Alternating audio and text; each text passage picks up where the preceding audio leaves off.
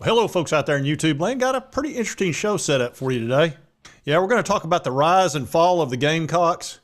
This is a program that used to be the top of the SEC for years, and now they've really fallen. And of course, the Vols have risen to the top. They're sitting at number one again.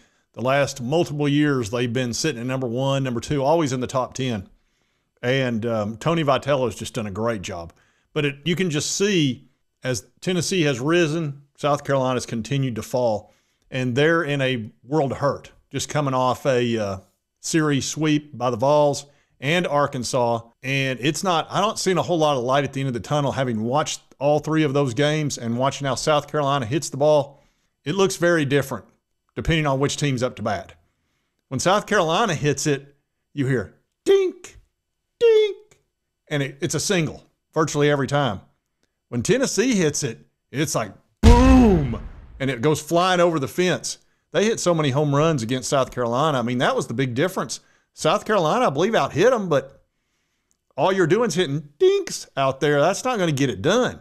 You got to have too many of those to get a run, whereas the monumental smash, you get a run every time, and a lot of times 2, 3, and 4.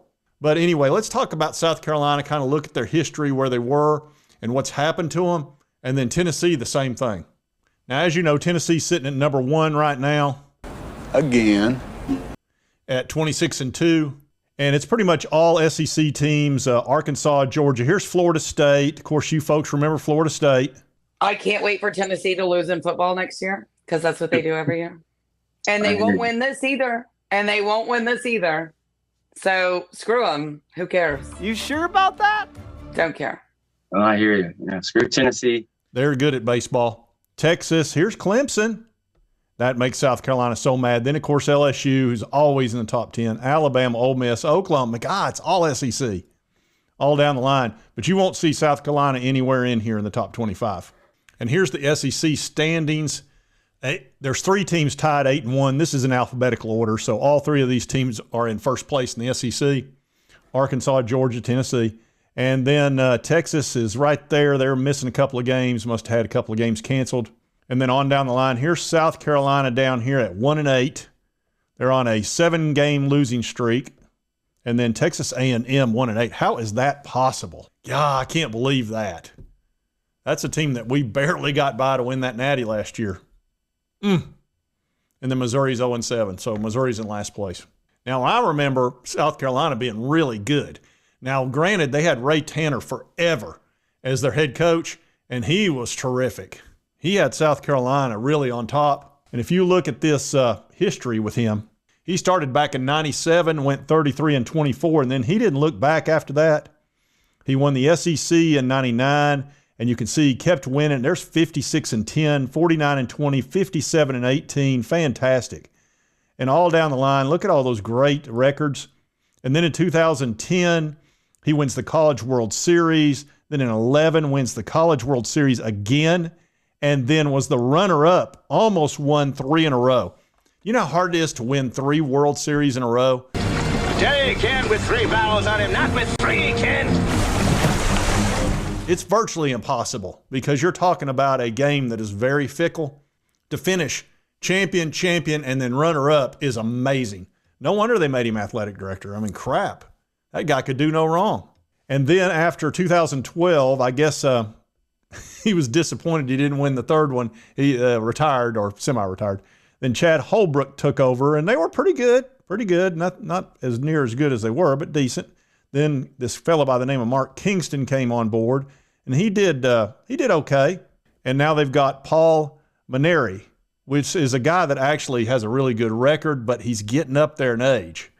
And they're actually 1-8 now, I believe, in the SEC. 17, they're probably 17-12 overall.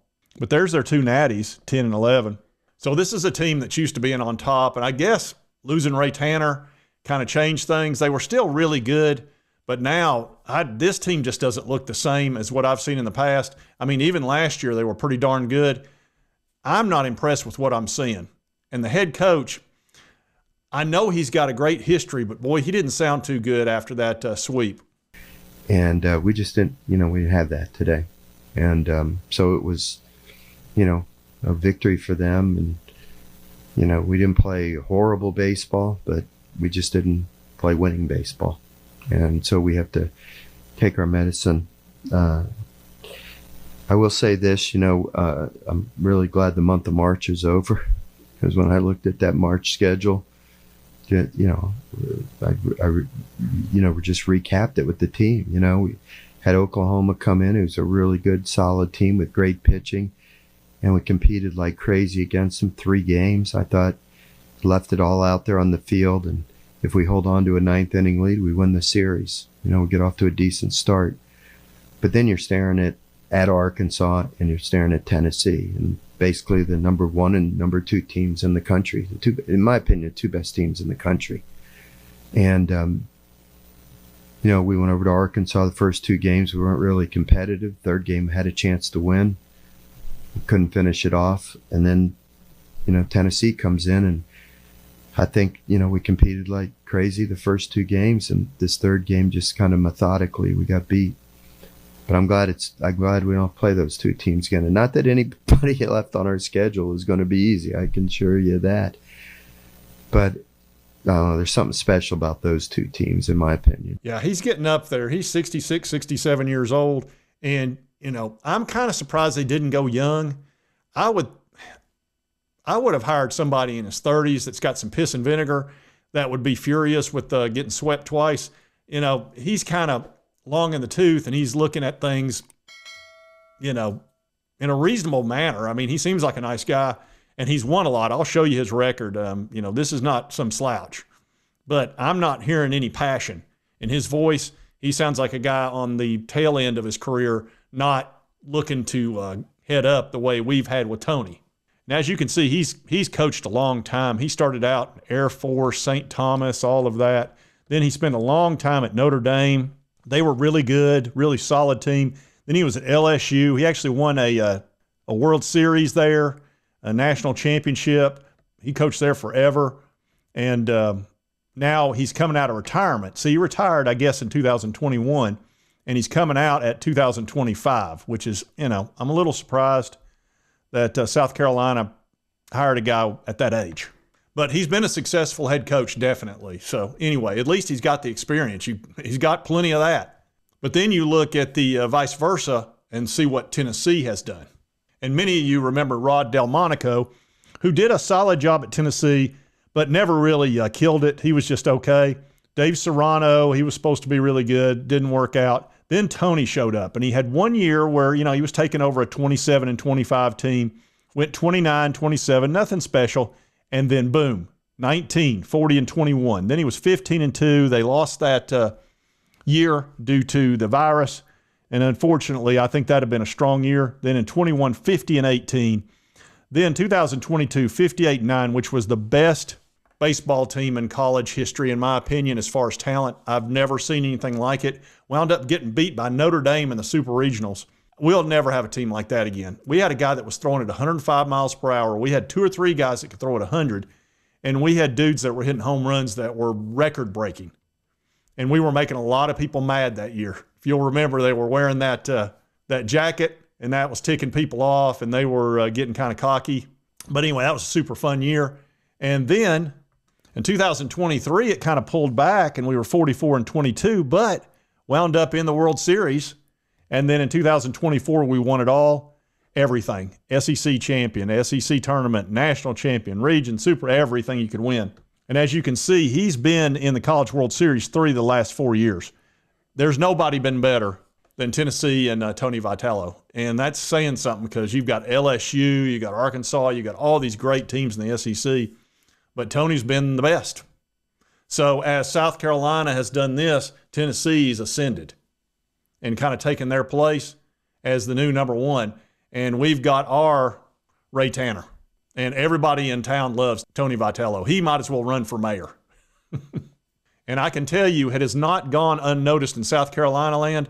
Now, they don't have a ton of representation on YouTube, especially for baseball. They've got the Locked On dude, and then, of course, you got Jackpot. And Jackpot has really, I don't want to say he's melted down over it, but he's kind of melted down over it. The program is, the wheels have absolutely fallen off the wagon. And I was going to give this old guy a chance. I'm about done with giving chances. They've lost 2 SEC series now, won 1 game and lost, what, 5? No, man. And then you look around over here at Clemson and what they're damn doing. They were behind 6-0 today to Wake Forest, and came from behind and won 7-6. And like I said, I don't get that damn upset about baseball, but I absolutely do when it's them and when it's us. There is no reason on God's green earth that they should have a better baseball program than we do right now. There's no damn reason why. That's our freaking sport. What the hell are you people doing? Get it together!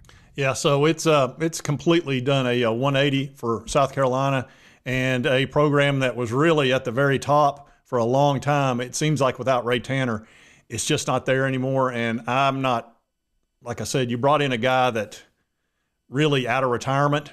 That doesn't make a whole lot of sense to me. I mean, I get that his resume is fantastic, but it's a guy that's at the end of his career. So how do you build around that? That just makes no sense to me. I don't get it. And our guy's young.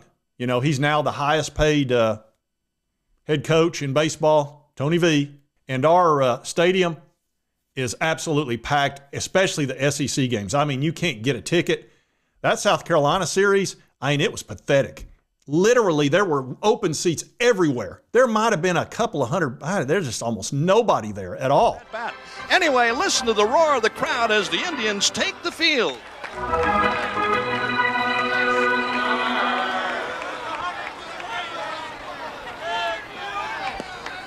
Yeah, it was pitiful. I mean, they were doing everything they could to try to pump it up. But, I mean, you look normally behind the batter, that whole area should be full.